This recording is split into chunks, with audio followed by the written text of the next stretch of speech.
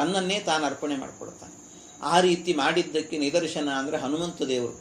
ಹನುಮಂತ ದೇವರಿಗೆ ಅವರು ಈ ಸಮುದ್ರ ಹಾರಿ ಸೀತಾ ಅನ್ವೇಷಣೆ ಮಾಡಿ ಎಲ್ಲ ವಿಚಾರ ತಿಳಿಸಿದರು. ಎಲ್ಲ ಆದ ನಂತರ ಮತ್ತೆ ಸೀತೆಯನ್ನು ವಾಪಸ್ ಕರ್ಕೊಂಡು ಬಂದಂತೆ ರಾಮ. ಆ ರಾಮ ವಾಪಸ್ ಕರ್ಕೊಂಡು ಬಂದ ನಂತರ ಹನುಮಂತ ದೇವರು ಬಂದಿದ್ರು ಅಯೋಧ್ಯ ಪಟ್ಟಣಕ್ಕೆ.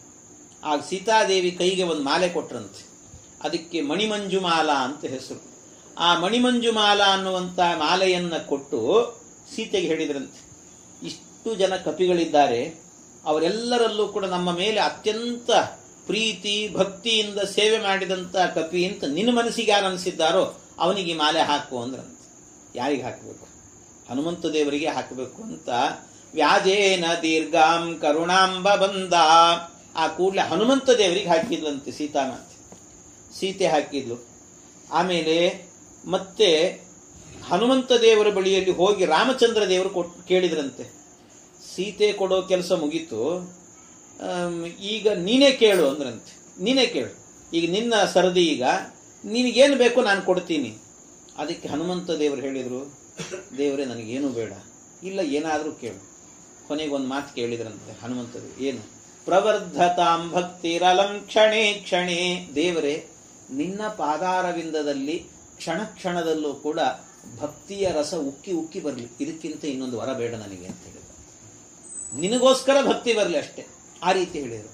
ಅದಕ್ಕೆ ಕೊನೆಗೆ ಮತ್ತೆ ಹೇಳಿದ್ರಂತೆ ರಾಮದೇವರು, ನೀನು ಕೇಳಿದ್ದಾಯ್ತು, ಸೀತೆಗೆ ಕೊಟ್ಟಿದ್ದೆ, ಅವಳು ನಿನಗೆ ಕೊಟ್ಟದ್ದಾಯ್ತು, ಸೀತೆ ಕೊಟ್ಟದ್ದಾಯ್ತು, ನೀನು ಕೇಳಿದ್ದು ಕೊಟ್ಟದ್ದಾಯ್ತು, ಈಗ ನಾನು ಕೊಡ್ತೀನಿ, ಕೇಳು ತಗೋ ಅಂತ ಹೇಳಿದ್ರಂತೆ. ಏನು? ನೀನು ಮಾಡಿದ ಸೇವೆಗೆ ಏನಾದರೂ ಕೊಡಬೇಕು ಅಂತಿದ್ದೀನಿ, ನಿನಗೆ ಏನಾದರೂ ಕೊಡಬೇಕು ಅಂದ್ರೆ ಏನು ಕೊಡ್ಲಿ ಅಂತ ಯೋಚನೆ ಮಾಡಿದ್ರಂತೆ ರಾಮಚಂದ್ರ ದೇವರು. ಅದಕ್ಕೆ ಮತ್ತಂದ್ರಂತೆ, ಇಲ್ಲ ನಿನಗೆ ಕೊಡೋದಿಲ್ಲ ಅಂದ್ರಂತೆ. ಮತ್ತೆ ಹನುಮಂತ ದೇವರಿಗೆ ಹೇಳಿ, ನೀನು ಕೊಡೋದಿಲ್ಲ ನಾನು. ಅಲ್ಲ ಸರಿ, ನನಗೇನು ಬೇಕಂತಿಲ್ಲ, ಆದರೆ ಕೊಡ್ಲಿಲ್ಲ ಅಂದ್ರೆ ತೃಪ್ತಿ ಇಲ್ಲ ಅಂತ ರಾಮದೇವರಿಗೆ. ಕೊಡ್ಲಿಲ್ಲ ಅಂದ್ರೆ ತೃಪ್ತಿ ಇಲ್ಲ, ಆದ್ರೆ ಕೊಡೋದಿಲ್ಲ. ಯಾಕೆ ಕೊಡೋದಿಲ್ಲ ಅಂತ ಯಾಕೆ ಹೇಳಿದ್ರು ಅಂದ್ರೆ ರಾಮದೇವರು ಹೇಳ್ತಾರೆ, ಹನುಮಂತ ನಿನಗೇನಾದ್ರೂ ಕೊಟ್ಟೆ ಅಂತ ಆದ್ರೆ ನೀನು ಮಾಡಿದ ಉಪಕಾರದ ಋಣವನ್ನು ತೀರಿಸಿಕೊಂಡಂತೆ ಆಗುತ್ತೆ. ನನಗದು ಇಷ್ಟ ಇಲ್ಲ ಅಂತಾನೆ ದೇವರು. ನಿನ್ನ ಋಣದಲ್ಲಿ ಬದುಕಬೇಕು ಅನ್ನೋ ಆಸೆ ನನಗೆ ಅಂತ. ಎಂಥ ಆಸೆ ಇದು, ಎಂಥ ಆಸೆ! ದೇವರು ಹೇಳುವಂತ ಮಾತು, ನಿನ್ನ ಋಣದಲ್ಲಿ ಬದುಕಬೇಕು ಅಂತ ನನಗೆ ಆಸೆ ಅಂತ ಹೇಳಿದ. ಕೊನೆಗೆ ಆದರೂ ನನಗೆ ಮನಸ್ಸು ತಡೀಲಿಕ್ಕೆ ಆಗ್ತಿಲ್ಲ, ಏನಾದರೂ ಕೊಡ್ತೀನಿ. ಏನು? ನನ್ನನ್ನೇ ನಾನು ನಿನಗೆ ಕೊಡ್ತೇನೆ ಅಂತ ಒಂದು ರೂಪವನ್ನ ರಾಮದೇವರು ಇಲ್ಲಿಂದ ಹೋಗಬೇಕಾದ್ರೆ ಒಂದು ರೂಪವನ್ನ ಅವರು ಅಲ್ಲೇ ಇಟ್ಟು ಹೋದ್ರಂತೆ, ಆ ಹನುಮಂತ ದೇವರಿಗೆ ಕೊಟ್ಟು ಹೋದ್ರಂತೆ. ಇವತ್ತಿಗೂ ಕೂಡ ಒಂದು ಕಿಂಪುರುಷ ಅನ್ನುವಂಥ ಒಂದು ಖಂಡದಲ್ಲಿ ಹನುಮಂತ ದೇವರು ಆ ರಾಮದೇವರ ಮೂರ್ತಿಯನ್ನ ನೋಡೋದು ನಮಸ್ಕಾರ ಮಾಡೋದು, ನೋಡೋದು ನಮಸ್ಕಾರ. ಎಲ್ಲೆಲ್ಲಿ ರಾಮದೇವರ ಆರಾಧನೆ ನಡೀತಾ ಇರ್ತದೋ ಅಲ್ಲೆಲ್ಲ ಹನುಮಂತ ದೇವರು ಹೋಗಿರ್ತಾರಂತೆ. ಎಷ್ಟು ಭಕ್ತಿ ಅವರಿಗೆ ಅಂದ್ರೆ ಹನುಮಂತ ದೇವರಿಗೆ. ಯತ್ರ ಯತ್ರ ರಘುನಾಥ ಕೀರ್ತನಂ ತತ್ರ ತತ್ರ ಕೃತಮಸ್ತಕಾಂಜಲಿಂ ಬಾಷ್ಪವಾರಿ ಪರಿಪೂರ್ಣಲೋಚನಂ ಮಾರುತಿಂ ನಮತ ರಾಕ್ಷಸಾಂತಕಂ. ಯತ್ರ ಯತ್ರ ರಘುನಾಥ ಕೀರ್ತನಂ, ಎಲ್ಲೆಲ್ಲಿ ರಾಮದೇವರ ಚರಿತ್ರೆ ನಡೀತಾ ಇರ್ತದೋ, ಉಪನ್ಯಾಸ ಮಾಲಿಕೆಗಳೆಲ್ಲ ನಡೀತಿರ್ತದೋ ಅಲ್ಲೆಲ್ಲಾ ಕಡೆಯಲ್ಲೂ ಕೂಡ ಹನುಮಂತ ದೇವರು ಏನು ಮಾಡ್ತಾರಂತೆ, ತತ್ರ ತತ್ರ ಕೃತಮಸ್ತಕಾಂಜಲಿಂ, ಎರಡು ಕೈಗಳನ್ನು ಜೋಡಿಸಿ ತಲೆ ಮೇಲೆ ಹೊತ್ತುಕೊಂಡು ಅವರ ಆನಂದದಿಂದ ಅದನ್ನು ಕೇಳ್ತಾ ಇರ್ತಾರಂತೆ.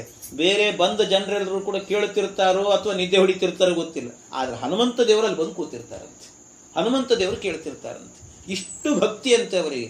ಆದ್ರಿಂದ ರಾಮದೇವರ ಚರಿತ್ರೆ, ರಾಮನ ರೂಪವನ್ನು ನಿರಂತರ ಆರಾಧನೆ ಮಾಡ್ತಿರ್ತಾರೆ. ತನ್ನನ್ನೇ ತಾನು ಕೊಟ್ಕೊಂಡ್ಬಿಟ್ಟ ಪರಮಾತ್ಮ. ಅದನ್ನು ಇವತ್ತಿಗೂ ಕೂಡ ಏನು ಮಾಡ್ತಾ ಇದ್ದಾರೆ ಅಂದ್ರೆ, ನಮೋ ನಮೋ ನಾಥ ನಮೋ ನಮಸ್ತೆ, ನಮೋ ನಮೋ ರಾಮ ನಮೋ ನಮಸ್ತೆ, ಪುನಃ ಪುನಸ್ತೆ ಚರಣಾರವಿಂದಂ ನಮಾಮಿ ನಾಥೇತಿ ನಮನ್ಸರೇ ಮೇ. ರಾಮದೇವರನ್ನ ಪ್ರದಕ್ಷಿಣೆ ಮಾಡ್ತಾರಂತೆ ಹನುಮಂತ ದೇವರು. ಪ್ರದಕ್ಷಿಣೆ ಮಾಡೋದು, ಒಂದ್ಸರ್ತಿ ನೋಡೋದು, ಆ ರೂಪವನ್ನೆಲ್ಲ ನೋಡೋದಂತೆ, ಆನಂದವಾಗುತ್ತೆ, ಕಣ್ಣಲ್ಲಿ ನೀರು ತುಂಬುತ್ತೆ. ಅಷ್ಟೇ ಭಕ್ತಿಯಿಂದ ನಮಸ್ಕಾರ ಮಾಡ್ತಾರಂತೆ. ಮತ್ತೆ ಪ್ರದಕ್ಷಿಣೆ ಮಾಡ್ತಾರೆ, ನಮೋ ನಮೋ, ನಮಸ್ಕಾರ ನಮಸ್ಕಾರ, ಪುನಃ ಪುನಸ್ತೆ. ಇದು ಹೇಗೆ ಮಾಡ್ತಿದ್ದಾರೆ, ಪುನಃ ಪುನಸ್ತೆ ಚರಣಾರವಿಂದಂ. ಇವನ ಚರಣಾರವಿಂದವನ್ನು ಹಿಡಿದವರು ಬಿಡುತ್ತಾನೆ ಇಲ್ಲಂತೆ ಹನುಮಂತ ದೇವರು. ಇಷ್ಟು ಆರಾಧನೆ ಮಾಡ್ತಾರಂತೆ. ಹೀಗೆ ಆರಾಧನೆ ಮಾಡುವವರಿದ್ದಾರಲ್ಲ, ಇವರನ್ನೆಲ್ಲ ಏಕಾಂತ ಭಕ್ತರು ಅಂತ ಕರೀತಾರೆ. ಬೇರೆಯವರು ನಮ್ಮಂಥವರಾದರೆ ನಮಗೆ ಸಿಗಬೇಕಾದ್ದು ಸಿಗೋ ತನಕ ಮಾತ್ರ ಆರಾಧನೆ ಮಾಡ್ತಿರ್ತೀವಿ, ಆಮೇಲೆ ಮರ್ತು ಬಿಡ್ತೀವಿ ಅವ್ರನ್ನ. ನಮಗೇನು ಬೇಕೋ ಅದನ್ನ ಯಾರಾದ್ರೂ ಯಾರದಿಂದಾದ್ರೂ ಕೆಲಸ ಬೇಕಾದ್ರೆ ನೋಡಿ ನಮ್ಮನ್ನು ನಾವೇ ನೋಡ್ಕೊಂಡ್ರು ಗೊತ್ತಾಗ್ಬಿಡ್ತದೆ. ಯಾರಿಂದಾದ್ರೂ ಏನಾದ್ರು ಕೆಲಸ ಆಗಬೇಕು ಅಂತಿದ್ರೆ 1000 ಸರ್ತಿ ಫೋನ್ ಮಾಡ್ತಿರ್ತದೆ ಅವ್ರು. ಆಯ್ತಾ ಇಲ್ಲ ಆಯ್ತಾ ಇಲ್ಲ ಅಂತ. ಕೆಲಸ ಆಯ್ತಾ ಆಮೇಲೆ ಮುಗಿತು, ನಡಿ ನೀನ್ ಯಾರೋ ನಾನು ಯಾರು ಅಷ್ಟೇ. ಆದ್ರೆ ಹನುಮಂತ ದೇವರು ಹಾಗಲ್ಲ. ಇದು ಅವ್ರ ಕೆಲಸಕ್ಕೋಸ್ಕರ ಅಲ್ಲ, ದೇವರಿಗೋಸ್ಕರ ಅಷ್ಟೇ. ದೇವರೇ ಬೇಕು ನನಗೆ ಅನ್ನೋದಕ್ಕೋಸ್ಕರ ಮಾಡ್ತಾರೆ. ಮೋಕ್ಷ, ಅಲ್ಲಿರುವ ಆನಂದ, ಇದು ಯಾವುದು ಬೇಡ, ದೇವರು ಬೇಕು ಅಷ್ಟೇ. ಅದಕ್ಕೋಸ್ಕರ ಮಾಡ್ತಾರಂತ ಈ ಆರಾಧನೆಯನ್ನ. ಹಾಗೆ ಮಾಡುವಂಥವರು ಪರಮ ಸತ್ಪುರುಷಾರ್ಥ ರೂಪನು. ಈ ರೀತಿ ಪುರುಷಾರ್ಥ ರೂಪನಾಗಿರುವಂಥ ಹರಿಯು ಲೋಕಕ್ಕೆ ಎಂದು ಪರಮಾದರದಿ ಸದುಪಾಸನೆ ಗೈವರಿಗಿತ್ತಪನು ತನ್ನನ್ನೇ ತಾನು ಕೊಟ್ಟುಕೊಳ್ತಾನಂತೆ ಪರಮಾತ್ಮ. ಮರೆದು ಧರ್ಮಾರ್ಥಗಳ ಕಾಮಿಸುವರಿಗೆ ನಗುತ ಅತಿ ಶೀಘ್ರದಿಂದಲಿ ಸುರಪತನಯ ಸುಯೋಧನರಿಗಿತ್ತಂತೆ ಕೊಡುತ್ತಿಪ್ಪ. ಯಾರು ದೇವರೇ ಬೇಕು ಅಂತ ಆರಾಧನೆ ಮಾಡ್ತಾರೋ ಅವರಿಗೆ ತನ್ನನ್ನೇ ತಾನು ಕೊಡ್ತಾನಂತೆ. ಯಾರು ಕೆಲವರೆಲ್ಲ ಇರ್ತಾರೆ ಬರೀ ಧರ್ಮಾರ್ಥಗಳ ಕಾಮಿಸುವವರಿಗೆ ಅಂದ್ರೆ ಈ ನಾನು ಮಾಡ್ತಿದ್ದೇನೆ ಅನ್ನೋದನ್ನು ತೋರಿಸಿಕೊಳ್ಳೋದು, ಇನ್ನೊಂದು ಮತ್ತೊಂದು, ಬರೀ ಧರ್ಮ ಕಾರ್ಯ ಮಾಡಬೇಕು ಅಷ್ಟೇ, ದೇವರಿಗೋಸ್ಕರ ಅಲ್ಲ ಹಾಗೆ ಹೀಗೆ ಅಂತ ತಿಳ್ಕೊಂಡಿರ್ತಾರೆ. ಅವರಿಗೆಲ್ಲ 2 ರೀತಿ ಕೊಡ್ತಾನಂತೆ ಫಲವನ್ನು. ಅಂದ್ರೆ ಯಾರು ಪರಮಾತ್ಮನೇ ಬೇಕು ಅಂತ ಆರಾಧನೆ ಮಾಡ್ತಾರೋ ಅವರಿಗೆ ತನ್ನನ್ನೇ ತಾನು ಕೊಡ್ತಾನೆ. ಇನ್ನು ಯಾರು ಬರೀ ಧರ್ಮಾರ್ಥಗಳು ಮಾಡಿದ್ರೆ ಸಾಕು, ದೇವರೇನು ಬೇಕಾಗಿಲ್ಲ ನಮಗೆ ಅಂತ ಅನ್ಕೊಂಡು ಮಾಡ್ತಿರ್ತಾರೋ ಅಂಥವರಿಗೆ ದುರ್ಯೋಧನಿಗೆ ಕೊಟ್ಟಂತೆ ಕೊಡ್ತಾನಂತೆ ವರವನ್ನು. ಏನು ಅವ್ರಿಗೆ ಕೊಟ್ಟದ್ದೇನು ಅಂತ ಹೇಳಿದ್ರೆ ಇಷ್ಟೇ. ಅದನ್ನ ಹೇಳ್ತಾರೆ, ಮಹಾಭಾರತದಲ್ಲೊಂದು ಪ್ರಸಂಗ. ಯುದ್ಧ ನಿಶ್ಚಯ ಆಗುತ್ತೆ. ಯುದ್ಧ ನಿಶ್ಚಯ ಆದ ನಂತರ ಯುದ್ಧ ಮಾಡಬೇಕು ಅನ್ನುವಾಗ ಆಗ ಏನ್ ಮಾಡ್ತಾರೆ, ಕೃಷ್ಣ ಯಾರ ಬಳಿಗೆ ಹೋಗ್ತಾನೆ ಅಂತ, ಕೃಷ್ಣ ಯಾರ ಪಾರ್ಟಿಗೆ ಸೇರ್ಕೊಳ್ತಾನೆ, ಅದಕ್ಕೆ ಕೃಷ್ಣ ನನ್ನ ಪಾರ್ಟಿಗೆ ಬರಬೇಕು ಅಂತ ದುರ್ಯೋಧನ ಅರ್ಜುನ ಇಬ್ರು ಹೋದ್ರಂತೆ. ಮೊದಲು ದುರ್ಯೋಧನ ಹೋದ್ನಂತೆ ಕೃಷ್ಣನ ಮನೆಗೆ. ಮೊದಲು ದುರ್ಯೋಧನ ಕೃಷ್ಣನ ಮನೆಗೆ ಹೋದಾಗ ಕೃಷ್ಣ ಮಲಗಿದ್ನಂತೆ, ಒಂದು ಹಾಸಿಗೆ ಮೇಲೆ ಮಲಗಿದ್ನಂತೆ. ಹಾಸಿಗೆ ಮೇಲೆ ಮಲಗಿದಾಗ ಅವನಿಗೆ ಇನ್ನೂ ಎಚ್ಚರಿಕೆ ಆಗಿರಲಿಲ್ಲ. ಪಾಪ ನಿದ್ದೆಯಿಂದ ಡಿಸ್ಟರ್ಬ್ ಮಾಡೋದು ಬೇಡ ಅಂತ ಅನ್ಕೊಂಡು ದುರ್ಯೋಧನ ಏನ್ ಮಾಡಿದ, ಅಲ್ಲೇ ಹೋಗಿ ಕೂತ್ನಂತೆ. ಆದ್ರೆ ಕೂತ ಏನಂದ್ರೆ ಒಂದು ಚೇರ್ ಇತ್ತಂತೆ, 2 ಚೇರು ಅವನ ಪಾದದ ಕೆಳಗಿತ್ತಂತೆ. 2 ಚೇರ್ ಹಾಕಿದ್ರೆ ಆ ಕೃಷ್ಣ ಮಲಗಿದ ಪಾದದ ಕೆಳಗೆ ಚೇರಿದ್ದು. ಆ ಚೇರನ್ನ ನೋಡಿ ಈ ದುರ್ಯೋಧನಿಗೆ ಅನಿಸ್ತಂತೆ, ಇವನು ದನ ಕಾಯೋ ಹುಡುಗ, ಇವನ್ ಕಾಲ್ ಕೆಳಗೆ ನಾನೇನು ಕೂಡೋದು ಬೇಡ, ಆ ಚೇರನ್ನು ತಗೊಂಡು ಅವನ ತಲೆ ಮೇಲೆ ಹಾಕೊಂಡಂತೆ, ತಲೆ ಭಾಗದಲ್ಲಿ ಬಂದು ಕೂತ್ಕೊಂಡಂತೆ, ಕಾಲ್ ಕೆಳಗೆ ಏನು ಕೂಡೋದು ನಾನು ಅಂತ. ಆದ್ರೆ ಆಮೇಲೆ ಅರ್ಜುನ ಬಂದಂತೆ. ಸ್ವಲ್ಪ ಹೊತ್ತಿಗೆ ಅರ್ಜುನ ಬಂದಾಗ ಆ ಪಾದದ ಬಳಿಯಲ್ಲೇ ಚೇರಿದ್ರೆ ಅದನ್ನು ನೋಡಿ ಆನಂದದಿಂದ ಪರಮಾತ್ಮನ ಪಾದದ ಆ ದರ್ಶನದ ಯೋಗ ಸಿಕ್ತು ಅಂತ ಅರ್ಜುನ ಆ ಪಾದದ ಬುಡಕ್ಕೆ ಹೋಗಿ ಕೂತ್ಕೊಂಡಂತೆ. ಪಾದದ ಬುಡಕ್ಕೆ ಹೋಗಿ ಕೂತಾಗ ಆಮೇಲೆ ಪರಮಾತ್ಮ ಸ್ವಲ್ಪ ಹೊತ್ತಾದ ನಂತರ ಎದ್ದ ನಂತರ ಯಾರು ಮೊದಲು ಕಾಣ್ತಾರೆ ಹೇಳ್ರಿ? ಅವ್ರಿಗೆ ಅರ್ಜುನನೇ ಕಾಣೋದು. ಯಾಕೆಂದ್ರೆ ಮುಂದೆ ನೋಡ್ತಾರೆ ಹೊರತು ಹಿಂದೆ ಯಾರು ನೋಡ್ತಾರೆ? ಎದ್ದು ಕೂಡ್ಲಿ. ಅದಕ್ಕೆ ಅರ್ಜುನ ಕಣ್ಣಂತೆ. ಅರ್ಜುನ ಕಂಡು ಕೂಡ್ಲೇನೆ ಏನ್ ಅರ್ಜುನ ಏನ್ ಬೇಕು, ಯಾಕೆ ಬಂದಿದ್ದು ಅಂತ ಅವನು ಕೇಳಿದ್ನು. ದುರ್ಯೋಧನ ಹಿಂದೆ ಕೂತವನು ಕೃಷ್ಣನಿಗೆ ಜೋರ್ ಮಾಡಿ ಹೇಳಿದ್ನಂತೆ, ಕೃಷ್ಣ ನಾ ಮೊದಲು ಬಂದಿದ್ದು, ಅವನಲ್ಲ, ನನ್ನನ್ನು ಕೇಳಬೇಕು ನೀನು ಅಂತ ಹೇಳಿದ್ನಂತೆ. ನಾ ಮೊದಲು ಬಂದಿದ್ದೀನಿ, ಅವನ್ನೇನು ಕೇಳ್ತಿದ್ದೀನಿ ನೀನು? ಇಲ್ಲ, ನೀನ್ ಮೊದಲು ಬಂದಿದ್ರು ನನ್ನ ಕಣ್ಣಿಗೆ ಕಂಡಿದ್ದು ಅವನು ಅಂತ ಹೇಳಿದ್ನಂತೆ ಕೃಷ್ಣ. ನನ್ನ ಕಣ್ಣಿಗೆ ಕಂಡಿದ್ದ ಅವನಿಗೆ ಕೇಳ್ತೀನಿ. ಈ ಮಾತು ಹೇಳುವಾಗ ದುರ್ಯೋಧನ ಹೇಳ್ತಾನೆ, ಇಲ್ಲ ಗಲಾಟೆ ಮಾಡಿ, ನನಗೆ ನಾನೇ ಹೇಳ್ತೀನಿ. ಸರಿ, ನೀವು ಹೇಳೋದು ಬೇಡ, ನಾನೇ ನಿಮಗೆ ಆಪ್ಷನ್ ಕೊಡ್ತೀನಿ ಎಂದ ಪರಮಾತ್ಮ. ಏನು? ಒಂದು, ನಿರಾಯುಧನಾಗಿ ನಾನು ಬರ್ತೇನೆ ಒಂದು ಕಡೆ, ಇನ್ನೊಂದು ಸಶಸ್ತ್ರವಾಗಿ ಇಡೀ ನನ್ನ ಯಾದವ ಕುಲ ಬರುತ್ತೆ. 2ರಲ್ಲಿ ಯಾವುದನ್ನು ಬೇಕಾದ್ರೆ ಆರಿಸ್ಕೊಳ್ಬಹುದು. ದುರ್ಯೋಧನ ಹೇಳಿದ, ಕೃಷ್ಣ ನೀನ್ ಬೇಡ, ನನಗೆ ಸಶಸ್ತ್ರವಾಗಿರುವಂತ ಸೈನ್ಯ ಇದೆಯಲ್ವಾ ಅದು ಕೊಡು ನನಗೆ ಅಂತ ಕೇಳಿದೆ. ನೀನನ್ನು ತಗೊಂಡು ನಾನೇನು ಮಾಡಲಿ? ಏನು ಆಯುಧ ಬೇರೆ ಹಿಡಿಯಲ್ಲ ಅಂತ ಹೇಳ್ತಿದ್ದೆ, ಆದ್ರಿಂದ ನೀನು ಬೇಡ, ನನಗೆ ಬೇಕಾದದ್ದು ನಿನ್ನ ಸೈನ್ಯ, ಅದನ್ನು ಕೊಡು ಅಂತ ಕೇಳಿದಂತೆ. ಅದಕ್ಕೆ ಕೊನೆಗೆ ಅರ್ಜುನ ಹೇಳಿದ, ಭಗವಂತ ಏನಾದರೂ ಪರವಾಗಿಲ್ಲ, ನೀನೇ ನನ್ನ ಸಖ, ಆದ್ರಿಂದ ನೀನ್ ನನ್ನ ಜೊತೆಗಿದ್ರೆ ಸಾಕು. ಸುಖವಾಗಲಿ ಬಹು ದುಃಖವಾಗಲಿ ಸಖ ನೀನಾಗಿರು ಪಾಂಡುರಂಗ, ನೀನೇ ನನ್ನ ಜೊತೆಗಿದ್ಬಿಡು ಸಾಕು, ಇನ್ನೇನು ಬೇಡ ಅಂತ ಹೇಳಿದ್ನಂತೆ ಅರ್ಜುನ. ಸಾಕು ಅಂತ ಹೇಳಿದ. ಹೀಗೆ ಪರಮಾತ್ಮ ನೀನು ಬೇಕು ಅಂತ ಕೇಳಿದ್ರಿಂದ ತನ್ನನ್ನೇ ತಾನು ಕೊಡೋದಷ್ಟೇ ಅಲ್ಲ, ಅವನಿಗೆ ಸಾರಥಿಯಾಗಿ ನಿಂತ ಪರಮಾತ್ಮ. ಏನು ಅದ್ಭುತ. ಹಾಗಾಗಿ ಸುರಪತನಯ ಅಂದ್ರೆ, ಸುರಪ ಅಂದ್ರೆ ಇಂದ್ರ, ಅವನ ತನಯ ಅಂದ್ರೆ ಮಗ, ಅಂದ್ರೆ ಇಂದ್ರನ ಮಗ ಅಂದ್ರೆ ಅರ್ಜುನ ಅಂತ ಅರ್ಥ. ಅರ್ಜುನನಿಗೆ ಕೊಡುತ್ತಿಪ್ಪ. ಆಮೇಲೆ ಸುಯೋಧನನಿಗಿತ್ತಂತೆ. ಸುಯೋಧನ ಅಂತ ಹೇಳಿದ್ರೆ ದುರ್ಯೋಧನನಿಗೇನು ಕೊಟ್ಟ? ನನಗೆ ನೀನು ಬೇಕಾಗಿಲ್ಲ, ನಿನ್ನ ಸೈನ್ಯ ಬೇಕು ಅಂತ ಹೇಳಿದ. ಅವನಿಗೆ ಯೋಗ್ಯವಾದಂತ ಸೈನ್ಯವನ್ನ ಕೊಟ್ಟ, ಆದ್ರೆ ಅವನು ಸೋಲುವಂತೆ ಮಾಡಿದ. ಅವನು ನಾಶ ಆಗುವಂತೆ ಮಾಡಿದ ಪರಮಾತ್ಮ. ಆದರೆ ಅವನನ್ನೇ ನಂಬಿ, ಪರಮಾತ್ಮನನ್ನೇ ನಂಬಿ ಯಾರು ಅವನೇ ಬೇಕು ಅಂತ ಬೇಡಿದ್ರೋ ಅವರಿಗೇನು ಕೊಟ್ಟ ಭಗವಂತ? ಜೀವನದಲ್ಲಿ ವಿಜಯವನ್ನು ಕೊಟ್ಟ, ಸುಖ, ಶಾಂತಿ, ನೆಮ್ಮದಿ ಎಲ್ಲವನ್ನು ಕೊಟ್ಟ. ಹಾಗಾಗಿ ಯಾರು ಯಾವ ರೀತಿ ಕೇಳುತ್ತಾರೋ, ದೇವರೇ ನೀನೇ ಬೇಕು ಅಂತ ಕೇಳಿದರೆ ಅವರಿಗೆ ಆ ರೀತಿಯ ಅನುಗ್ರಹ ಮಾಡುತ್ತಾನೆ. ಇಲ್ಲ ದೇವರು ನಮಗೆ ಬೇಕು, ಯಾಕೆ ಅಂದ್ರೆ ಇನ್ಯಾವುದೋ ನಮ್ಮ ಪುರುಷಾರ್ಥಕ್ಕೋಸ್ಕರ ಬೇಕು ಅಂತ ಕೇಳಿದ್ರೆ ಕೊಡ್ತಾನೆ, ಕೊಡುವುದಿಲ್ಲ ಅಂತಿಲ್ಲ. ಧೃತರಾಷ್ಟ್ರನಿಗೆ ಮಕ್ಕಳಿರಲಿಲ್ಲ. ಧೃತರಾಷ್ಟ್ರನಿಗೆ ಮಕ್ಕಳಿಲ್ಲ ಅಂತ ದೇವರನ್ನ ಮಕ್ಕಳು ಬೇಕು ಅಂತ ಕೇಳಿದ್ನಂತೆ. ನನಗೆ ಮಕ್ಕಳು ಬೇಕು ಅಂತ ಕೇಳಿದೆ. ಎಂಥ ಮಕ್ಕಳು ಹುಟ್ಟಿದ್ರು ಧೃತರಾಷ್ಟ್ರನಿಗೆ? 100 ಜನ ಅಯೋಗ್ಯರು ಹುಟ್ಟಿದ್ರು. ದುರ್ಯೋಧನ, ದುಶ್ಯಾಸನ ಮೊದಲಾದವರೆಲ್ಲ ಹುಟ್ಟಿದ್ರು. ಆದ್ರೆ ಏನು ಕೇಳಿದ್ರು ಕೊಡಲ್ಲ ಅಂತಿಲ್ಲ, ದೇವರು ಕೊಡ್ತಾನೆ. ಆದ್ರೆ ಕೊಟ್ರೆ ಇಂಥದ್ದು ಕೊಡ್ತಾನೆ. ಅದಕ್ಕೆ ದೇವರನ್ನ ಕೇಳಬೇಕಾದ್ರೆ ಕೇಳಬೇಕು. ಯಾವ ರೀತಿ ಕೇಳಬೇಕು ಅಂದ್ರೆ, ದೇವರೇ ಏನು ಕೊಟ್ರೆ ಒಳ್ಳೆಯದೋ ಅದನ್ನು ಕೊಡು ನೀನಷ್ಟೇ, ಇನ್ಯಾವುದ್ಯಾವುದೋ ಕೊಡು, ನಿನ್ನ ಸಂಕಲ್ಪದಂತೆ ನಾನು ನಡೀತೀನಿ. ಮೊನ್ನೆ ಹೇಳಿದ್ದೆ, ಹರಿಚಿತ್ತ ಸತ್ಯ, ನರಚಿತ್ತಕ್ಕೆ ಬಂದದ್ದು ಲವಲೇಶ ನಡೆಯೋದಿಲ್ಲ ಅಂತ. ಆದ್ರಿಂದ ಆ ರೀತಿಯಲ್ಲಿ ಇರಬೇಕು ಅಂತ. ಹೀಗೆ ಮೆರೆದು ಧರ್ಮಾರ್ಥಗಳ ಕಾಮಿಸುವರಿಗೆ ನಗುತ ಅತಿಶೀಘ್ರದಿಂದಲೇ ಸುರಪತನಯ ಸುಯೋಧನರಿಗಿತ್ತಂತೆ ಕೊಡುತ್ತಿಪ್ಪ. ಯಾಕೆಂದ್ರೆ ದೇವರೇ ಬೇಕು ಅನ್ನೋರು ಕೆಲವರು ಇರ್ತಾರೆ, ದೇವರಿಂದ ಇನ್ನೇನೋ ಪಡ್ಕೊಳ್ಬೇಕು ಅನ್ನೋರು. ಇದನ್ನೇ ಸುಧಾ ಗ್ರಂಥದಲ್ಲಿ ಹೇಳುವಾಗ, ಕೆಲವರಿಗೆ ಪರಮಾತ್ಮ ಇಷ್ಟ, ಕೆಲವರಿಗೆ ಇಷ್ಟ ಸಾಧನ.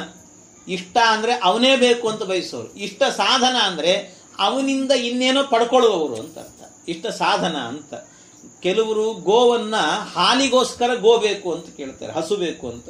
ಕೆಲವರು ಪೂಜೆ ಮಾಡಬೇಕು ಅನ್ನೋದಕ್ಕೋಸ್ಕರ ಹಸು ಬೇಕು ಅಂತ ಕೇಳ್ತಾರೆ. ಹಾಗೆ ಅಷ್ಟು ವ್ಯತ್ಯಾಸ ಇದ್ದಂತೆ ಆ ರೀತಿಯಲ್ಲಿ ಪರಮಾತ್ಮ ಅವರವರಿಗೆ ಅನುಗ್ರಹವನ್ನು ಮಾಡುತ್ತಾನೆ ಅಂತ ಹೇಳಿದ್ದಾರೆ. ಹೀಗೆ ಅನೇಕ ಅನುಗ್ರಹಗಳನ್ನು ಮಾಡಿದಂಥ ಪರಮಾತ್ಮ ಅನೇಕ ಇಂಥ ನಿದರ್ಶನಗಳನ್ನ ಬೇಕಾದಷ್ಟು ಕೊಟ್ಟಿದ್ದಾರೆ. ಅನೇಕ ನಿದರ್ಶನಗಳನ್ನು ಕೊಡ್ತಾ ಹೋಗಿದ್ದಾರೆ. ಮುಂದೆ ಮತ್ತೆ ಹೇಳುತ್ತಾರೆ, ಎಲ್ಲಾ ಪದ್ಯಗಳನ್ನು ಹೇಳುತ್ತಾ ಹೋದ್ರೆ ಮುಗಿಯೋದಿಲ್ಲ. ಅಂತೂ ಮುಂದೆ ಇನ್ನೊಂದು ಪದ್ಯದಲ್ಲಿ ಹೇಳುವಂತಹದ್ದು, ಇಟ್ಟಿಕಲ್ಲನು ಭಕುತಿಯಿಂದಲಿ ಕೊಟ್ಟ ಭಕುತಗೆ ಮೆಚ್ಚಿತನ್ನನು ಕೊಟ್ಟ ಬಡ ಬ್ರಾಹ್ಮಣನ ಒಪ್ಪಿಡಿ ಅವಲಕಿ ಅಖಿಳ ಅವಲಕಿಗೆ ಅಖಿಳ ಅರ್ಥ ಕೆಟ್ಟ ಮಾತುಗಳಂದ ಚೈದ್ಯನ ಪೊಟ್ಟೆಯೊಳಗಿಂ ಬಿಟ್ಟು ಬಾಣದ ಲಿಟ್ಟ ಭೀಷ್ಮನ ಅವಗುಣಗಳ ನೆನೆಸಿದನೇನೋ ಕರುಣಾಳು. ಎಂಥ ಮಾತು! ಇಟ್ಟಿಕಲ್ಲನು ಭಕುತಿಯಿಂದಲಿ ಕೊಟ್ಟ ಭಕುತಗೆ ಮೆಚ್ಚಿತನ್ನನು. ಒಬ್ಬೊಬ್ಬರಿಗೆ ಒಂದೊಂದು ರೀತಿ ಅನುಗ್ರಹ ಮಾಡ್ತಾನಂತೆ ಪರಮಾತ್ಮ. ಅವನ ಕಾರುಣ್ಯ ಇದು. ಭಾಗವತದಲ್ಲಿ ಒಂದು ಮಾತು ಬರುತ್ತದೆ, ಗೋಪ್ಯ ಕಾಮಾತ್ ಕಂಸಃ ಭಯಾತ್ ದ್ವೇಷಾತ್ ಚೈದ್ಯಾದಯೋ ನೃಪಾಹ ಈಶದ್ವೇಷ ಜಯಾದಿಷು. ಇದೆಲ್ಲ ಏನು ಅಂದ್ರೆ, ಗೋಪ್ಯ ಕಾಮಾತ್ ಪರಮಾತ್ಮನನ್ನ ಬಯಸಿದ್ರಂತೆ. ದೇವರು ಬೇಕು ಅಂತ ಬಯಸಿದ್ರು, ಆದ್ರೆ ದೇವರು ಅವ್ರಿಗೂ ಅನುಗ್ರಹ ಮಾಡಿದ. ಗೋಪಿಕಾ ಸ್ತ್ರೀಯರು ಯಾಕೆ ಬಯಸಿದ್ರು? ಅವರು ಅವರ ಕಾಮನೆಯಿಂದ ಬಯಸಿದ್ರಂತೆ. ಆದ್ರೆ ಕಾಮನೆ ಅನ್ನುವಂಥದ್ದು ದೋಷವೇ. ಅದು ಕಾಮನೆ ಎನ್ನುವಂಥದ್ದು ದೋಷ. ಆದ್ರೆ ಕಾಮದಿಂದ ಬಯಸಿದ್ರು ಕೂಡ ಅದನ್ನು ಲೆಕ್ಕ ಮಾಡಲಿಲ್ಲ ದೇವರು. ಅವರಿಗೆ ನನ್ನನ್ನು ಬಯಸಿದ್ರು ಅಂತ ಅನುಗ್ರಹ ಮಾಡಿದ, ಕಾರುಣ್ಯವನ್ನು ತೋರಿಸಿದ ಅವರ ಮೇಲೆ. ಹಾಗೆ ಕಂಸಃ ಭಯಾತ್, ದೇವರ ಬಗ್ಗೆ ಅವನಿಗೆ ಭಯ ಇತ್ತಂತೆ ಕಂಸನಿಗೆ. ಕಂಸ ಅಂದ್ರೆ ಅದರಲ್ಲಿ ಒಂದೇ ಜೀವಲ್ಲ, ಇಬ್ರು, ಭೃಗು ಮಹರ್ಷಿಗಳು ಮತ್ತು ದೈತ್ಯ ಇಬ್ರು ಇದ್ರಲ್ಲಿ. ಹಾಗಾಗಿ ಕಾಲನೇಮಿ ಮತ್ತು ಭೃಗು ಮಹರ್ಷಿಗಳು ಅಂತ. ಅದರಲ್ಲಿ ಭೃಗು ಮಹರ್ಷಿಗಳಿಗೆ ದೇವರ ಬಗ್ಗೆ ಒಂದು ಸ್ವಲ್ಪ ಭಯ ಇತ್ತು, ಆದ್ರಿಂದ ಭಕ್ತಿ ಮಾಡ್ತಿದ್ರಂತ. ಆಗಾಗ ಕಂಸ ಎಂಥವನು ಅಂದ್ರೆ, ಕೊನೆಗೆ ಸಾಯೋ ಕಾಲದಲ್ಲಿ, ನೀವೆಲ್ಲ ಸಾಮಾನ್ಯವಾಗಿ ಗೊತ್ತಿರೋರಿಗೇನು ಕಂಸ ಅಂದ್ರೆ ಮಹಾ ನೀಚ ಅಂತ, ಆದ್ರೆ ಸಾಯೋ ಕಾಲದಲ್ಲಿ ಅವನು ವೇದಾಂತವನ್ನು ಮಾತಾಡ್ತಾನೆ. ಎಂಥ ವೇದಾಂತ ಮಾತಾಡಿದ ಅಂದ್ರೆ, ಕೃಷ್ಣ ಇನ್ನೇನು ಅವನನ್ನು ಬುದ್ಧಿ ಕೊಲ್ತಾ ಇದ್ದಾನೆ ಅನ್ನಬೇಕಾದ್ರೆ 1-2 ನಿಮಿಷ ಮಾತಾಡಿದ್ನಂತ ಅವನು ಕಂಸ, ಉಪನ್ಯಾಸ ಮಾಡಿದ್ನಂತೆ. ಏನು ಅಂತ ಹೇಳಿದ್ರೆ ಇಷ್ಟೇ, ಕೃಷ್ಣ ನಾನು ಶಾಶ್ವತ ಅಂತ ತಿಳಿದಿದ್ದೆ, ಈ ರಾಜ್ಯವನ್ನು ನಾನೇ ಆಳಿಕೊಂಡಿರ್ತೇನೆ ಅಂತ ತಿಳಿದಿದ್ದೆ. ಯಾವುದು ಶಾಶ್ವತ ಅಲ್ಲ, ನೀನೊಬ್ಬನೇ ಶಾಶ್ವತ, ಇಲ್ಲಿ ಮತ್ತಾರೂ ಅಲ್ಲ, ಎಲ್ಲರೂ ಅಶಾಶ್ವತ. ನಾವೆಲ್ಲ ಒಂದು ದಿವಸ ಹೋಗುವವರು. ನೀನು ಸೂತ್ರಧಾರ, ನೀನು ಆಡಿಸಿದಂತೆ ನಾವು ಆಡಬೇಕು. ಇವತ್ತು ನೀನು ನನ್ನನ್ನು ಕೊಲ್ತಾ ಇದ್ದಿ, ನನ್ನದ್ದು ಸಾಯುವ ಪಾತ್ರ, ನಿನ್ನದು ಕೊಲ್ಲುವ ಪಾತ್ರ ಅಷ್ಟೇ. ಹಾಗಾಗಿ ನನ್ನನ್ನು ಕೊಲ್ಲು, ನಾನು ಸಿದ್ಧನಾಗಿದ್ದೇನೆ ಅಂತ ಈ ಮಾತುಗಳನ್ನು ಕಂಸ ಆಡುತ್ತಾನೆ. ಅಂದ್ರೆ ಅರ್ಥ ಏನು? ಒಳಗೆ ಭೃಗು ಮಹರ್ಷಿಗಳಿದ್ರು ಅಂತ ಅರ್ಥ. ಭೃಗು ಮಹರ್ಷಿಗಳು ಆಡಿದ ಮಾತುಗಳಿವೆಲ್ಲ. ಕಂಸಃ ಭಯಾತ್, ಆದ್ರಿಂದ ಭಯದಿಂದ ಮಾಡಿದರೂ ಕೂಡ, ಭಯ ಎನ್ನುವುದು ಒಂದು ದೋಷ, ಆದ್ರೆ ಆ ದೋಷವನ್ನು ಬಿಟ್ಟ ಪರಮಾತ್ಮ ಭೃಗು ಮಹರ್ಷಿಗಳಿಗೆ ಅನುಗ್ರಹ ಮಾಡಿದಂತೆ. ಇದು ದೇವರಲ್ಲಿರುವಂಥ ಕಾರುಣ್ಯ ಅಂತ ಹೇಳಿದ್ರೆ ಈ ರೀತಿ. ದ್ವೇಷಾತ್ ಚೈದ್ಯಾದಯೋ ನೃಪಾಹ, ಚೈದ್ಯ ಅಂದ್ರೆ ಶಿಶುಪಾಲ. ಶಿಶುಪಾಲ ಈ ಒಂದು ಸಂದರ್ಭದಲ್ಲಿ ಧರ್ಮರಾಜ ಯಜ್ಞವನ್ನ ಮಾಡಿದಂತೆ. ಆ ಯಜ್ಞವನ್ನ ಮಾಡಿದಾಗ ಪರಮಾತ್ಮ ಅಲ್ಲೇನಾಯಿತು, ಎಲ್ಲ ಆದ ನಂತರ ಅಗ್ರ ಪೂಜೆ ಅಂತ ಮಾಡಬೇಕಾಯ್ತು.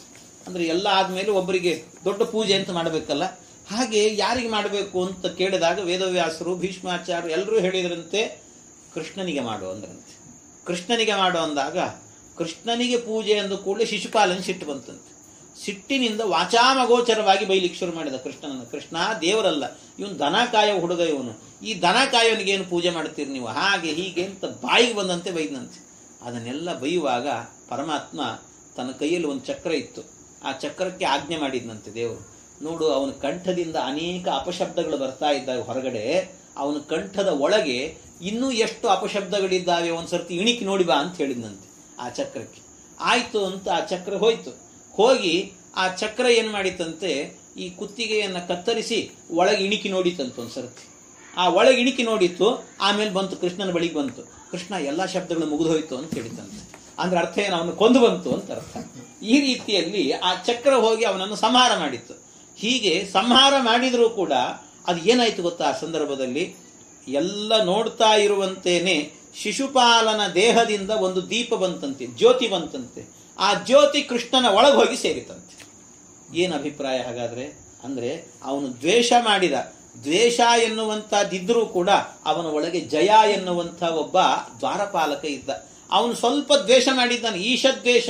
ಅವನು ಸ್ವಲ್ಪ ದ್ವೇಷವನ್ನ ಮಾಡಿದ್ರೂ ಕೂಡ ಅವನನ್ನ ಅನುಗ್ರಹ ಮಾಡಿ, ದ್ವೇಷ ಅನ್ನುವಂತಹದ್ದನ್ನ ಮರೆತು ಅವನು ಮಾಡಿದಂತ ಭಕ್ತಿಯನ್ನ ಮಾತ್ರ ಸ್ವೀಕಾರ ಮಾಡಿದಂತೆ ಪರಮಾತ್ಮ. ಇದು ಅವನ ಕಾರುಣ್ಯಕ್ಕೆ ನಿದರ್ಶನ ಅಂತ ಹೇಳ್ತಾರೆ. ಹೀಗೆ ನಿದರ್ಶನ ಪರಮಾತ್ಮನದ್ದು. ಎಂಥ ಕಾರುಣ್ಯ ಅವನಿಗೆ ಅಂತ ಹೇಳಿದ್ರೆ ಇನ್ನೊಂದು ದೃಷ್ಟಾಂತ ಕೊಟ್ಟಿದ್ದಾರೆ.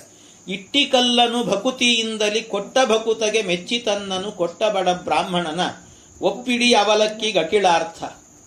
ಎಂಥ ಮಾತು ಹೇಳಿದ್ದಾರೆ. ಇಟ್ಟಿಕಲ್ಲನು ಭಕುತಿಯಿಂದಲಿ. ಇದು ಪುಂಡಲೀಕ ಅಂತ ಒಬ್ಬ ಬ್ರಾಹ್ಮಣನ ಕಥೆ ಇದು. ಆ ಪುಂಡಲೀಕ ಎನ್ನುವಂಥವನು ಏನು ಮಾಡಿದ್ನಂತೆ, ಅವನ ಕಥೆಯಲ್ಲಿ ಆಗಬೇಕಾದ್ರೆ ಅವನ ಚರಿತ್ರೆ ಬಹಳ ಅದ್ಭುತವಾಗಿರುವಂಥದ್ದು. ಎಲ್ಲ ಕೇಳಿರ್ತೀರಿ ಚರಿತ್ರೆಯನ್ನ. ಆ ಪುಂಡಲೀಕ ಒಂದ್ಸರ್ತಿ ಅವನು ಯಾವುದು ಧರ್ಮ ಕಾರ್ಯದಲ್ಲಿ ಆಸಕ್ತಿ ಇರಲಿಲ್ಲ, ಅಷ್ಟೊಂದು ಆಸಕ್ತಿ ಇರಲಿಲ್ಲ. ಆದರೆ ಅವು ಒಂದ್ಸರ್ತಿ ಏನಾಯ್ತಂತೆ, ಹೆಂಡತಿಗೆ ಕಾಶಿ ಯಾತ್ರೆಗೆ ಹೋಗಬೇಕು ಅಂತ ಆಸೆ ಆಯ್ತಂತೆ ಪುಂಡಲೀಕನ ಹೆಂಡತಿ. ಅವ್ರು ಕಾಶಿ ಯಾತ್ರೆ ಮಾಡಬೇಕು ಅಂತ ಅನ್ಕೊಂಡು ಹೋಗಬೇಕು ಅಂದಾಗ ಅವನು ಒಪ್ಪಿದ. ಆಯ್ತು ನಡಿ ಹೋಗೋಣ, ಕಾಶಿ ಯಾತ್ರೆ ಮಾಡೋಣ ಅಂತ ಹೇಳಿದ್ನಂತೆ. ಕಾಶಿ ಯಾತ್ರೆಗೆ ಹೋಗೋದು ಅಂತ ಹೊರಟರು. ಆ ಕಾಶಿ ಯಾತ್ರೆಗೆ ಹೋಗೋದು ಅಂತ ಹೊರಟಾಗ ಹೆಂಡತಿನ ಕರ್ಕೊಂಡು ಹೋದ. ಆದ್ರೆ ಅವನಿಗೆ ವಯಸ್ಸಾದ ತಂದೆ ತಾಯಿಗಳಿದ್ರಂತೆ. ಆ ತಂದೆ ತಾಯಿಗಳನ್ನು ಕರ್ಕೊಂಡು ಹೋದ್ರೆ ಮತ್ತೆ ಕಿರಿಕಿರಿ. ಯಾಕೆ, ವಯಸ್ಸಾದವರು, ಅವ್ರನ್ನ ನೋಡ್ಕೊಳ್ಬೇಕು, ನದಿ ಕರ್ಕೊಂಡು ಹೋಗಬೇಕು ಅಂದ್ರೆ ಕಷ್ಟ, ಅವ್ರನ್ನೆಲ್ಲಾದ್ರೂ ಒಂದ್ ಕಡೆ ಕೂಡಿಸ್ಬೇಕು, ಅವ್ರಿಗೆ ವ್ಯವಸ್ಥೆ ಎಲ್ಲ ನೋಡ್ಕೊಂಡು ಹೋಗ್ಬೇಕು, ಅವ್ರ ಬ್ಯಾಗ್ಗಳಿದ್ರೆ ನಾವೇ ಹೊತ್ಕೊಂಡು ಹೋಗ್ಬೇಕು, ಇದೆಲ್ಲ ಯಾರು ಅನುಭವಿಸ್ತಾರೆ ಇದು ಅಂತ ಹೇಳಿ ಆ ಸೇವೆ ನನಗೆ ಬೇಡ ಅಂತ ಹೇಳಿ ತಂದೆ ತಾಯಿಗಳನ್ನು ಮನೆಯಲ್ಲೇ ಬಿಟ್ಟನಂತೆ. ಮನೆಯಲ್ಲಿ ಬಿಟ್ಟು ಅವನು ಅವನ ಹೆಂಡತಿ ಇಬ್ಬರೇ ಮಾತ್ರ ಅದು ಒಳ್ಳೆ ಯಾತ್ರೆಗೆ ಹೋಗೋದು, ಪಿಕ್ನಿಕ್ ಹೋದಂತೆ ಹೋದ್ರಂತವ್ರು. ಹೋದ ನಂತರ ಅವರು ದಾರಿಯಲ್ಲಿ ಹೋಗಬೇಕಾದ್ರೆ ಎಲ್ಲೋ ಒಂದು ಕಡೆ ರಾತ್ರಿ ಆಯ್ತು. ರಾತ್ರಿ ಮಲಗಿಬಿಟ್ರಂತೆ. ದಾರಿ ಯಾವುದೋ ಒಂದು ಆಶ್ರಮ ಸಿಕ್ತು, ಅಲ್ಲಿ ಮಲಗಿದ್ರು. ಬೆಳಗಿನ ಜಾವದಲ್ಲಿ ಇವನೊಬ್ಬನೇ ಎದ್ದು ಹೊರಗೆ ಕೂತಿದ್ದಂತೆ. ಆಶ್ರಮದ ಹೊರಗೆ ಕೂತಿದ್ದ. ಆಶ್ರಮದ ಹೊರಗೆ ಕೂತಾಗ ಒಂದು 7 ಜನ ಹೆಣ್ಣು ಮಕ್ಕಳು, ಸ್ತ್ರೀಯರು, 7 ಜನ ಸ್ತ್ರೀಯರು, ಅವರು ಹೇಗಿದ್ರು ಅಂದ್ರೆ ಮಹಾಕುರೂಪಿಗಳಾಗಿದ್ರಂತೆ. ಮಹಾಕುರೂಪಿಗಳು, ಕೆಟ್ಟ ರೂಪ ಅವರದ್ದು. ಅಂತ ಕುರೂಪಿಗಳಾಗಿದ್ರಂತೆ. ಆ ಕುರೂಪದಿಂದ ಒಂದು ಆಶ್ರಮ ಇತ್ತಂತೆ. ಆ ಆಶ್ರಮದ ಒಳಗೆ ಹೋದ್ರಂತೆ 7 ಜನ ಹೆಣ್ಣು ಮಕ್ಕಳು. ಆ 7 ಜನ ಹೆಣ್ಣು ಮಕ್ಕಳು ಕೂಡ ಆಶ್ರಮದ ಒಳಗೆ ಹೋದ್ರು. ಒಳಗೆ ಹೋಗಿ ಆಮೇಲೆ ಸ್ವಲ್ಪ ಹೊತ್ತಾದ ನಂತರ ಹೊರಗೆ ಬಂದ್ರಂತೆ.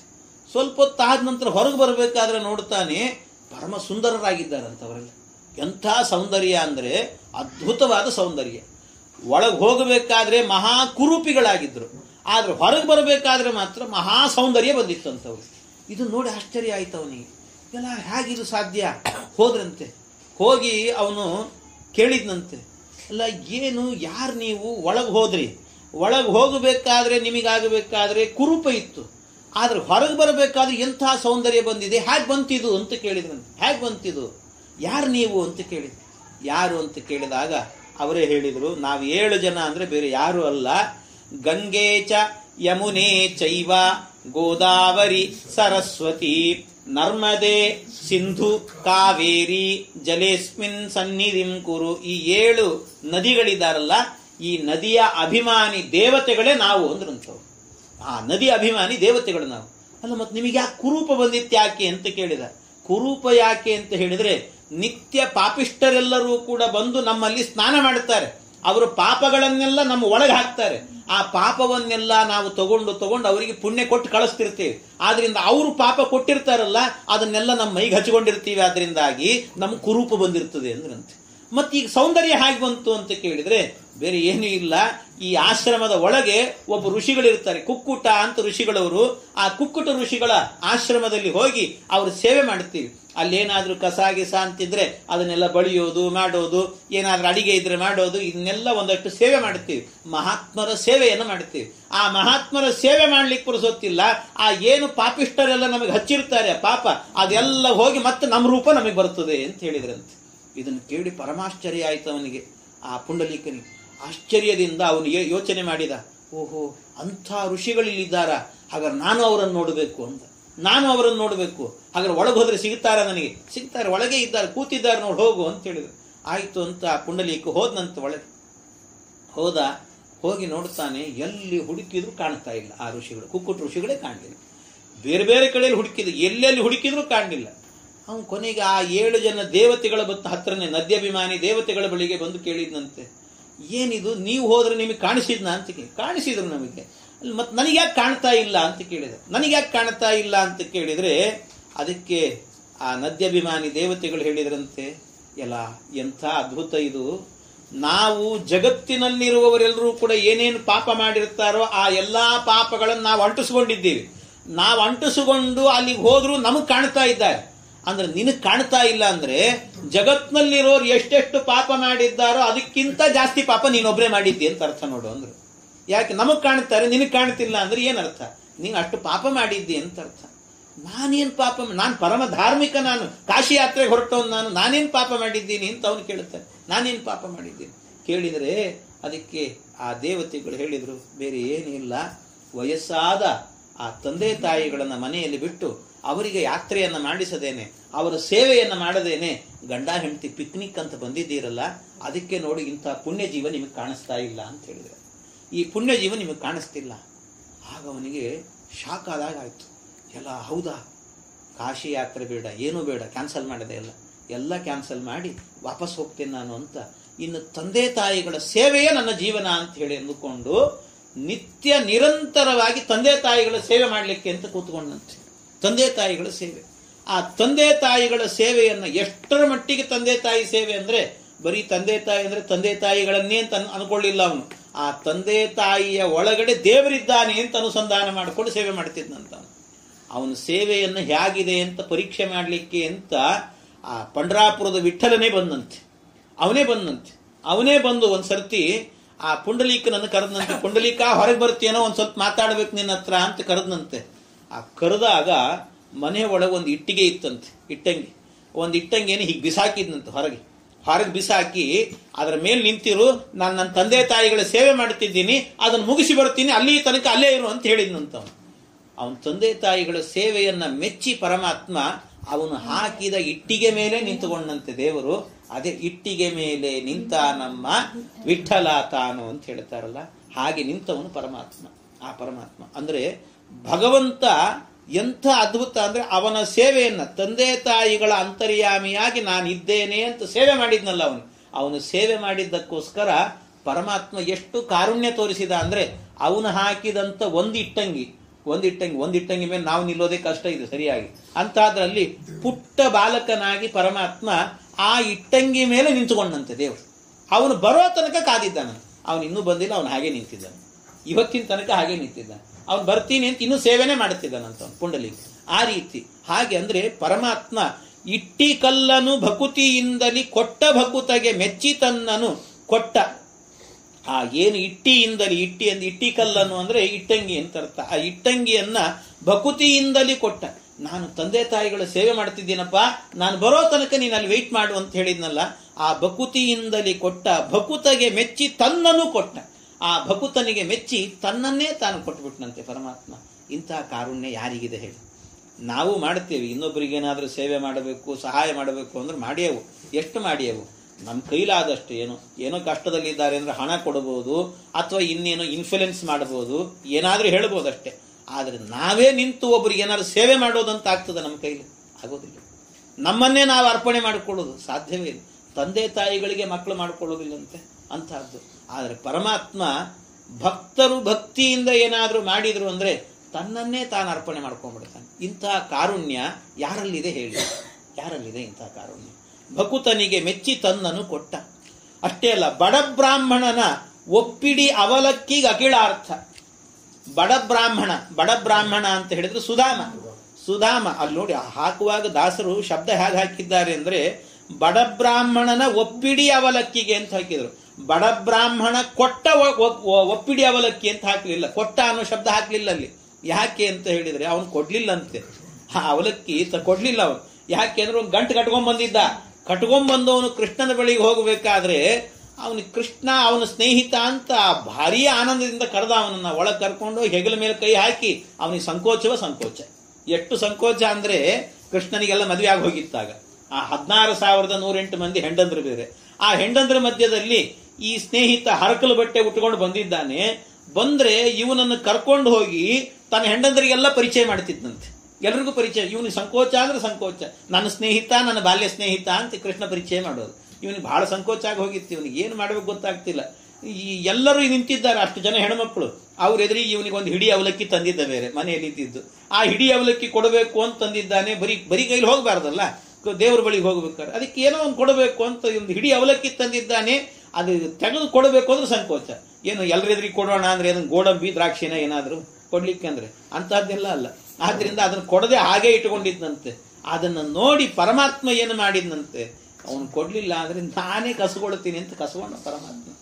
ಆ ಒಪ್ಪಿಡಿ ಅವಲಕ್ಕಿಗೆ ಅಖಿಳ ಅರ್ಥ. ಒಂದು ಹಿಡಿ ಅವಲಕ್ಕಿ ಕೊಟ್ಟನಲ್ಲ ಅವನಿಗೆ ಎಂಥ ಸೌಭಾಗ್ಯ ಕೊಟ್ಟ ಪರಮಾತ್ಮ. ತಿರುಗಿ ಅವನ ಮನೆಗೆ ಹೋಗೋದ್ರೊಳಗೆ ಅವನ ಗುಡಿಸಲು ಅರಮನೆ ಆಗಿ ಹೋಗಿತ್ತಂತೆ. ಗುಡಿಸಲೇ ಅರಮನೆ ಆಗಿ ಹೋಗಿತ್ತು.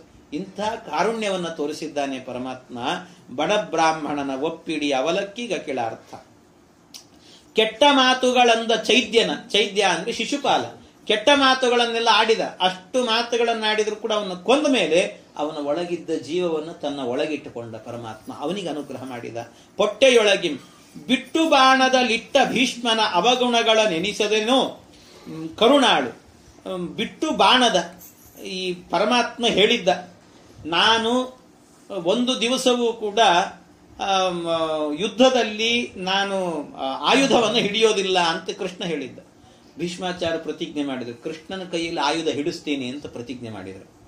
ನಾನು ಪ್ರತಿಜ್ಞೆ ಮಾಡ್ತೀನಿ ಅಂತ ಮಾಡಿದರು ಭೀಷ್ಮಾಚಾರ್ಯ. ಅದಕ್ಕೆ ಕೃಷ್ಣನಿಗೆ ಸಿಟ್ಟು ಬರೋದಕ್ಕೋಸ್ಕರವಾಗಿ ಏನು ಮಾಡಿದ ಅಂದ್ರೆ ಬಿಟ್ಟು ಬಾಣದಲ್ಲಿಟ್ಟ. ಅದು ಬಾಣಗಳನ್ನ ಕೃಷ್ಣನ ಮೇಲೆ ಎಷ್ಟೋ ಸರ್ತಿ ಬಿಟ್ಟಿದ್ರಂತೆ ಭೀಷ್ಮಾಚಾರ್ಯ, ಕೃಷ್ಣನಿಗೆ ಹೊಡೆದಿದ್ರಂತೆ. ಅಷ್ಟು ಮಾಡಿದರೂ ಕೂಡ ಭೀಷ್ಮನ ಅವಗುಣಗಳ ನೆನೆಸನು ಅವನ ಅವಗುಣಗಳನ್ನು ಎಣಿಸಲಿಲ್ಲ ಒಂದು ದಿವಸಕ್ಕೂ ಕೂಡ. ಅಷ್ಟೇ ಅಲ್ಲ, ಭೀಷ್ಮಾಚಾರ್ಯರು ಪ್ರತಿಜ್ಞೆ ಮಾಡಿದ್ರಲ್ಲ, ಅದಕ್ಕೇನು ಮಾಡಿದ ಗೊತ್ತಾ ಭಗವಂತ, ನಾನು ಆಯುಧ ಹಿಡಿಯೋದಿಲ್ಲ ಅಂತ ಹೇಳಿದ್ದ. ಆದ್ರೂ ಒಂದ್ಸರ್ತಿ ಏನು ಮಾಡಿಬಿಟ್ಟ, ರಥದ ಚಕ್ರ ಹಿಡಿದು ನಿಂತುಬಿಟ್ಟನಂತೆ ಕೃಷ್ಣ. ಒಂದ್ಸರ್ತಿ ಭೀಷ್ಮ ನಿನ್ನ ಹೊಡೆದು ಹಾಕಿಬಿಡ್ತೀನಿ ನಾನು ಅಂತ ರಥದ ಚಕ್ರ ಹಿಡಿದೇ ನಿಂತುಬಿಟ್ಟ. ಯಾಕೆ ತಾಳ್ಮೆ ಕಳ್ಕೊಂಡ ಕೃಷ್ಣ ಅಂತ ಕೇಳಿದ್ರೆ, ಅಲ್ಲ ತಪ್ಪು ತಿಳ್ಕೋಬೇಡ್ರಿ ಅಂತ. ಏನು ಭೀಷ್ಮ ಹೇಳಿದ್ನಲ್ಲ, ಪ್ರತಿಜ್ಞೆ ಮಾಡಿದ್ನಲ್ಲ, ನನ್ನ ಭಕ್ತನ ಪ್ರತಿಜ್ಞೆ ಇದು, ಅವನ ಪ್ರತಿಜ್ಞೆ ಈಡೇರಲಿ ಅನ್ನೋದಕ್ಕೋಸ್ಕರ ಆ ರೀತಿ ಮಾಡಿದ್ನಂತೆ ಕೃಷ್ಣ. ಎಂಥ ಅದ್ಭುತ! ಇಂಥ ಕಾರುಣ್ಯ ಯಾರಿಗಿದೆ ಹೇಳಿ? ನಾವು ಕೂಡ ನಮ್ಮ ಮಕ್ಕಳಿಗೇನಾದರೂ ತೋರಿಸ್ಬೇಕಾದ್ರೆ ಕಾರುಣ್ಯವನ್ನ ಸಂಕೋಚ ಪಡ್ತಿರ್ತೀವಿ. ಆದರೆ ದೇವರ ಅಂತವನಲ್ಲ. ದೇವರು ಎಂಥ ಮಹಾತ್ಮ ಅಂತ ಹೇಳಿದ್ರೆ, ಭಕ್ತನಿಗೋಸ್ಕರವಾಗಿ ಒಂದು ಸ್ಟೆಪ್ ಅವನೇ ಕೆಳಗಿಳಿದು ಬಂದ್ಬಿಡ್ತಾನಂತೆ. ಹಾಗೆ ಭೀಷ್ಮನ ಅವಗುಣಗಳ ಎಣಿಸದನೇನೋ ಅವನು ಎಣಿಸದೇ ಇಲ್ಲ ಅವನ ಅವಗುಣಗಳನ್ನ. ಆದರೂ ಅವನು ಶರಪಂಜರದಲ್ಲಿ ಮಲಗಿದಾಗ ಕೊನೆ ಕಾಲದಲ್ಲಿ ಅವನ ಹತ್ತಿರದಲ್ಲೇ ಇದ್ದು ಅವನ ಒಳಗೆ ನಿಂತು ಮುಂದೆ ಕೂತುಕೊಂಡು ವಿಷ್ಣು ಸಹಸ್ರನಾಮವನ್ನು ಹೇಳಿ ಕೇಳಿಸಿಕೊಂಡ ಪರಮಾತ್ಮ. ಇದನ್ನೆಲ್ಲ ಮಾಡಿಸಿದ. ಅವನಿಗಿಷ್ಟು ಪರಮಾನುಗ್ರಹವನ್ನು ಮಾಡಿದ್ನಲ್ಲ. ಎಂಥ ಕರುಣಾಳು! ಇಂತಹ ಕಾರುಣ್ಯಕ್ಕೆ ಏನೆಂಬೆ? ಈ ಪರಮಾತ್ಮನ ಕಾರುಣ್ಯ ಎಂಥದ್ದು ಅಂತ ಹೇಗೆ ಹೇಳೋದು? ಈ ಕಾರುಣ್ಯ ಮತ್ಯಾರೂ ತೋರಿಸ್ಲಿಕ್ಕೆ ಸಾಧ್ಯ ಇಲ್ಲ. ಅಂಥ ಕಾರುಣ್ಯವನ್ನು ತೋರಿಸ್ತಾನೆ ಪರಮಾತ್ಮ ಅಂತ ಹೀಗೆ ಭಗವಂತನ ಅನೇಕ ಕಾರುಣ್ಯಮಯವಾಗಿರುವಂಥ ವಿಚಾರಗಳನ್ನೆಲ್ಲ ಹೇಳುತ್ತಾ ಮುಂದೆ ಅನೇಕ ವಿಷಯಗಳನ್ನು ಹೇಳಿದ್ದಾರೆ. ಇನ್ನೂ ಒಂದಷ್ಟು ಕಾರುಣ್ಯದ ಬಗ್ಗೆ ಪರಮಾತ್ಮನದ್ದನ್ನು ನಿರೂಪಣೆ ಮಾಡುತ್ತಾರೆ. ಅದಾದ ಮೇಲೆ ಮತ್ತೆ ಮುಂದಿನ ಸಂಧಿಯಲ್ಲಿ ಇರುವ ವಿಷಯಗಳನ್ನು ಸ್ವಲ್ಪ ನೋಡೋಣ ಅಂತ ಹೇಳ್ತಾ ಮತ್ತೆ ನಾಳೆ ದಿವಸ ಸೇರಿದಾಗ ಮುಂದಿನ ವಿಚಾರ ಪ್ರಶ್ನೆ